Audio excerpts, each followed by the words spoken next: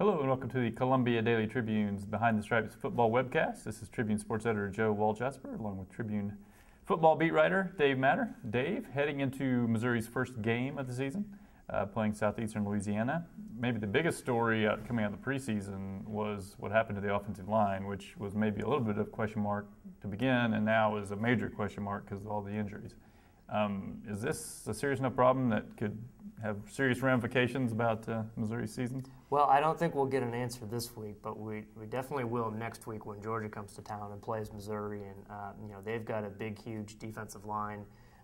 They'll face a really good defensive line at South Carolina in a couple weeks, and then obviously Alabama in about 6 weeks, and then they'll face a good defensive front just about every week in the SEC. Some better than others, and that was going to be the situation anyway against a line that is coming off a year where they were really good, but it's a very different looking line. Elvis Fisher is a good left tackle, but he's coming off a knee injury.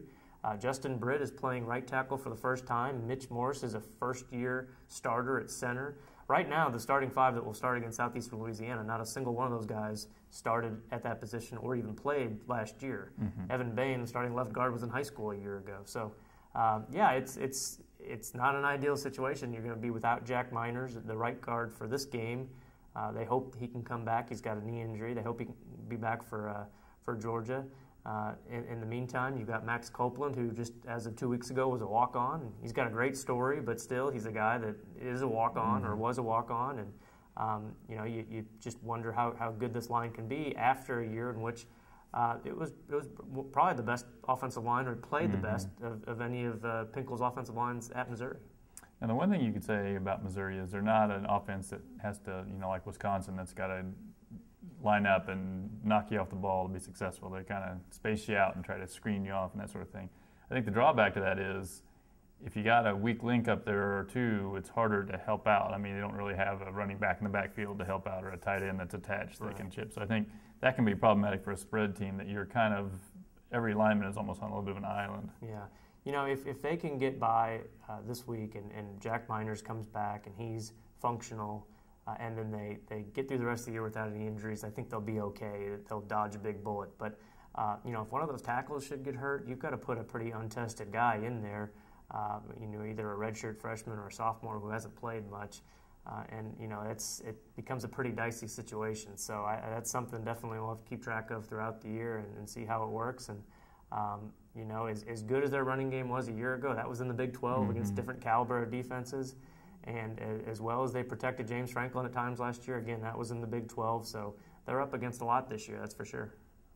Okay, and also, like you said, there's no real we've met our quota of injuries at this position now we move on. When you look at the two deep, if they were to get any more injuries, there's some guys on that list that, just from what I've seen of one-on-one drills, you really do not want them playing in the game. I think it would be interesting how they're going to have to mix and match who goes in if one of these guys, like you mentioned, one of the tackles goes down. Sure. Who then? Yeah, and one thing, losing Travis Ruth probably wasn't a huge loss, because I think he was probably, he was in and out of the lineup last year with a lot of injuries, and I don't know if you rated the linemen from 1 to 5, the starters. He's probably near the bottom. I don't think he's as big or as physical as some of the other guys, but he can play center. And if something should happen to Mitch Morse, I think they would have been fine moving Travis Ruth into center, playing Evan Bain or Max Copeland at guard, and they can move guys around. Justin Britt can play guard if they need him to. Jack Miners can move out and play tackle. But once those guys start getting banged up, you don't have those contingency plans, and you've got to dip into players that have never played at this level before, and that's a scary thought. So. I'm sure they're crossing their fingers and hoping they don't have to do any of that. You would almost think, and one of the players said this Monday, that they've had enough injuries by now over the last 2 years that they're due for a string here of being healthy. Because for the most part, Pinkel's first 10 years, they didn't have many injuries on the offensive line at all, and now it just seems like it's one after another. So it's maybe they're seeing the end of the road here with all these injuries. Or it could be like 2 years ago where they just kept losing linebackers to the point where they finally had to start moving safeties to play linebacker. I mean, it's weird. They can all hit at the same spot. Yeah. All right, well, join us again next time when we will discuss Sheldon Richardson, who Missouri at least is hoping is going to have kind of a breakout season.